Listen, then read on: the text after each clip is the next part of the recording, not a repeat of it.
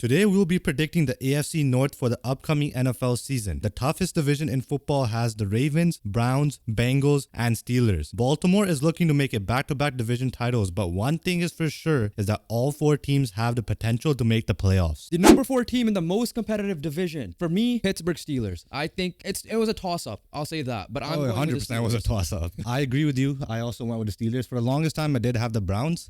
One big switch to the Steelers was I looked at their offense, and I'm like, the offense. I'm just like, yikes, man. That's Listen, terrible. I'm gonna get this straight. This might still finish 9-8 because there is Mike Tomlin, and he hasn't shown us otherwise why he wouldn't do that. But that doesn't mean that he'll make the playoffs. Like obviously he didn't make it a few times with a 500 record or better. But yeah, you're right. Like defense, I'm not gonna go into the defense. We know who they have. They have okay. It's simple as this. Defense is simple. Arguably the best guy. Minka and Watt. As long as they're on the field, their defense is solid. And Mike Tomlin's there. Yeah, obviously. Going to the offense. First question for you off the bat. Yeah. Right decision at quarterback to start. I think so. Russell Wilson is like obviously the vet, makes sense. And if I always thought it was gonna be Russell Wilson personally, just because he is the older guy. He's the guy who's won, and the Fields is a guy who's probably just gonna learn, 1, and 2, he's gonna step in on. Like, let's be honest, Fields is gonna play this year. Is Wilson gonna be the team for a guy to break their thing, right? The streak of shitty quarterbacks? No, not that. The record. Oh, he might, man. Right? Honestly, he might. But no, okay, we're not gonna waste too much time on here. But in terms of the weapons, the only one I'm very confident is Pat Fryermuth. I feel like is an underrated tight end in the league. Yeah, Muth. George Pickens is a wide receiver 1. I get why he is that. I think he has the capabilities of doing that, but he has shown he's not a team player at times, right? Like we've seen the clips of him not blocking or something like that. O-line is questionable in general for me anyways. And Arthur Smith, right? It's all going to come down to him. How he's going to run this offense, yeah. Yeah, so it's an upgrade. Is it an upgrade over Matt Canada? Probably 100%, yes. 100% is. But is he going to run it like he did in Tennessee? Let's see. Or is he going to run it like he did in Atlanta? He might just run plays for Scotty Miller, right? For the Pickens' sake, Pickens should be the main target, obviously, because he is mainly the only receiver there. Yeah. It's like he's got to learn how to take anger management classes and figure out his shit. And overall, like, there's one thing I want to say about the Pittsburgh Steelers is like they haven't lived up to the standard of winning, right? They haven't lived up to the standard that they had in early 2010s, early in the 2000s that Mike Tomlin has set. But there's one standard they always live up to, and that's being competitive as hell. And that is being that you're going to have to play a full 60 minutes of football to beat this team, and no matter who their quarterback is or whoever is playing, it might be even me or you, whoever it is, they will find a way to be in every single game and to be in every single season. And their season's never going to be over with like 2 or 3 games left. It's always going to come down to week 18 now. So obviously the toss-up was between them and the Browns, assuming a healthy season. And the reason why I went with the Browns at number 3 now is because their continuity I have more faith in. Their weapons I have more faith in. The two teams that are differ is that they have Arthur Smith coming in. We don't know what type of offense he's going to have. He doesn't have a Derrick Henry and A.J. Brown anymore. Najee. He's not Derrick Henry. He's kind of built like Henry. George Pickens is not A.J. Brown. He's built like the big guy. But we'll see how that goes. It's a competitive division. But you have the weapons. But with the Browns. The best comparison I can make the Browns is the quarterbacks. The comparison. The best comparison to the LA Browns. To the Cleveland Browns is the LA Clippers. Oh, talented roster. But there's just always something coming in their way. For the LA Clippers, it's always injuries and mainly to their star players. For this, is always injuries / quarterback play. We thought Baker Mayfield was the answer when, the Browns beat the Steelers in upsetting fashion and then lost to the Chiefs the year that Brady won the Super Bowl with the Bucks. But the next year, he gets injured and wasn't shown to be that guy, didn't play well, gets traded. Bring in Deshaun Watson. Again, perfect fit. Before his offseason ventures in Houston, he was regarded as a bona fide top 5 quarterback, arguable second best quarterback in the league. He misses around 2 years of football, comes back, has not looked the same at all, plus gets injured, right? Every single aspect of this roster is stacked. They have done really good to make good decision after good decision, good draft pick after good draft pick. But again, it hasn't led to anything because the most important position on the field has just always been their question mark. So for me, sticking with the offense here, and Njoku had a pretty good year last year. Questionable to start the year. We'll see how he goes. Obviously, their best player is out for the first 4 games because he's officially in the PUP, aka the PUP list, which is Nick Chubb. But if he does come back, their weapons are there. They added Jerry Jeudy. Amari Cooper had a very underrated year last year. Elijah Moore, yeah, he can be up and down, but you have a good options there. Yes, Jerome Ford is their running back right now, but then running backs, you could find a diamond in the rough sometimes. Look at their old line.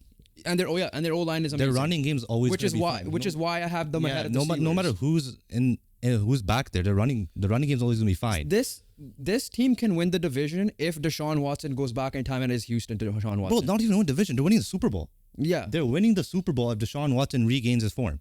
As simple as that. Like that's the best way to describe the Cleveland Browns, because everywhere else it's actually really good. But one thing I want to say about them defensively, yes, Shorts did an incredible job last year, but like there were spurts where they really did choke. Right, one example in the regular season, Indianapolis, they allowed 30 plus points to Gardner Minshew, and then when it matters most in the playoffs, they should thank the refs. They should thank the refs for that game. In the playoffs, CJ Stroud picked them apart, right? Yeah. So they got to be a little bit more consistent. The Steelers' defense is more consistent, so that's why I kind of had the Steelers in the conversation.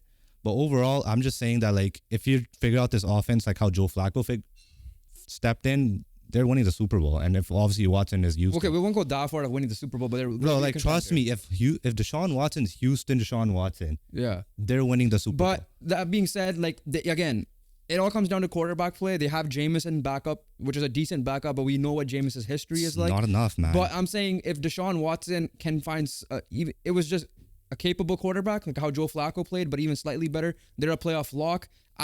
But history has shown Deshaun Watson in Cleveland hasn't been that guy yet. And because of that, I have to put him in number 3. The last thing we're going to say that is that Cooper and Njoku, when they did cook, it was under Flacco. Yeah. Not under Watson. So number 2, because of that, he's healthy now. It's Joe Burrow. And for me, this was a toss-up between 1 and 2. And we obviously know who the number 1 team for me is, because I already said my number 2 is the Bengals. But the Bengals, for me, have the question marks because of the drama in the wide receiver spot. My number 2 team is also the Cincinnati Bengals. The best news they could possibly receive is that Joe Burrow is finally having a healthy training camp / preseason, even though he didn't play in preseason games. But when you have good news, something bad always has to happen, and that is the drama with T. Higgins, which got figured out. Not really, though.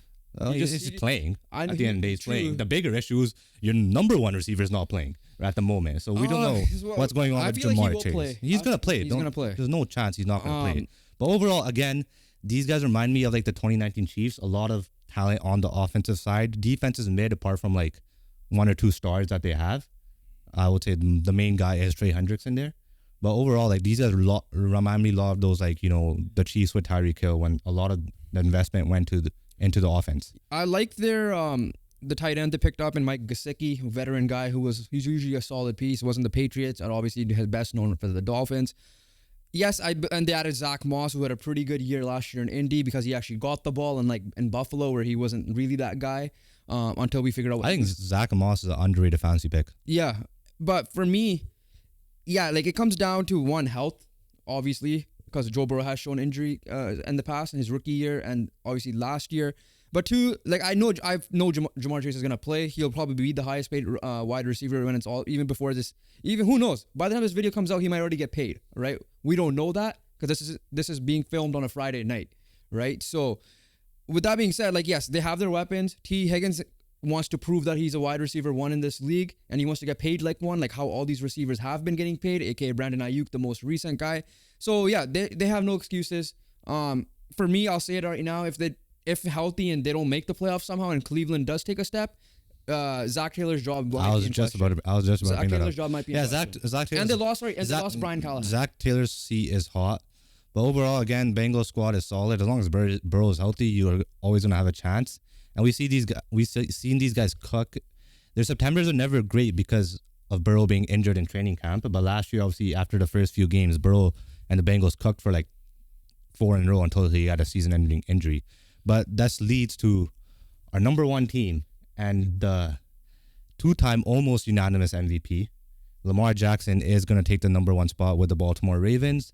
And the reason is they still found a way to retain a lot of their pieces, especially on the defensive side of the ball and offensively as well. They didn't really lose too much for me. Except one big piece, though, which is their One coach. big piece was my Mike McDonald. Yes. But overall, I think the Ravens are set defensively. They're gonna cook again. They're always, the Ravens defense is like honestly arguably almost as important as Lamar Jackson.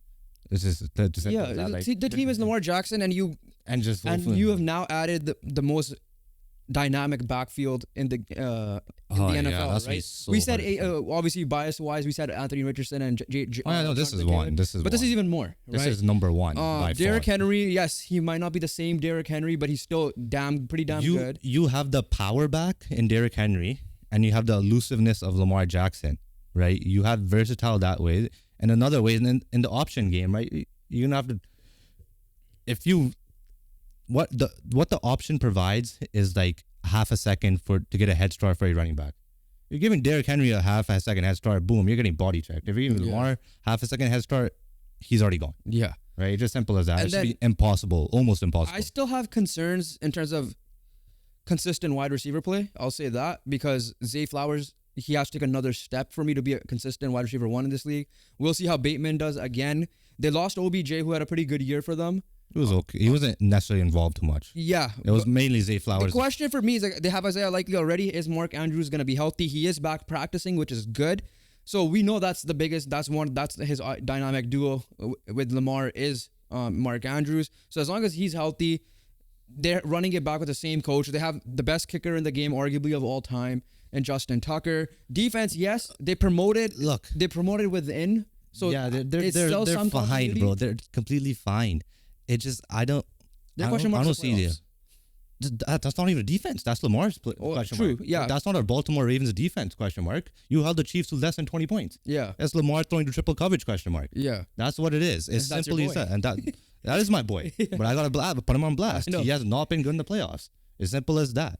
The Ravens defense, Lamar's probably had the most help when it comes to playoff time. The Ravens defense stepped up. Last year, you had Zay Flowers. Yes, he did fumble in the end zone, but like incredible play made as well. Yeah, incredible play made by Snead.